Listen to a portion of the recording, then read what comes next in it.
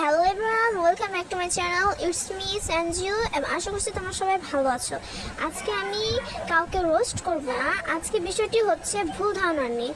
তো কিছু মানুষ এমনভাবে বলছে যে JK most handsome man alive জিতেছে, তাই সে most handsome man in the world জিতেছে।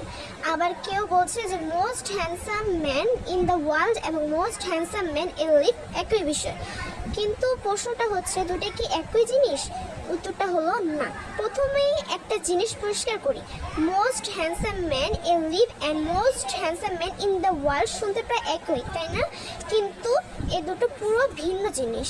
আচ্ছা, most handsome man alive এবং most handsome man in the world দুটোর মধ্যে পার্থক্য কী? দুটোর মধ্যে পার্থক্যটা হচ্ছে most handsome man alive হচ্ছে বর্তমানে জীবিত পুরুষদের মধ্যে সুদর্শন পুরুষ, আর most handsome man in the world হচ্ছে পুরো বিশ্বের মধ্যে সবচেয়ে সুদর্শন পুরুষ।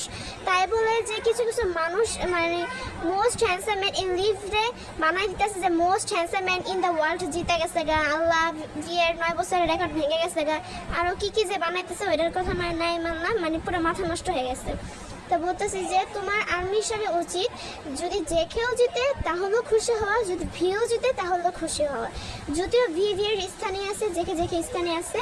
ভি হচ্ছে most handsome man in the ওয়ার্ল্ডে প্রথম র্যাঙ্কিংয়ে আছে, আর জেকে হচ্ছে মোস্ট হ্যান্ডসাম ম্যান এ লিভে উইন হয়েছে। তো আশা করছি বিষয়টা ক্লিয়ার।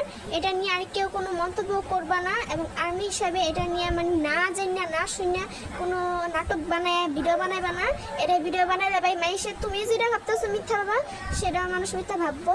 তো যাই হোক, অবশ্যই যদি কোনো নতুন কেউ হয়ে থাকো সাবস্ক্রাইব তো করবে, সাপোর্ট করবে।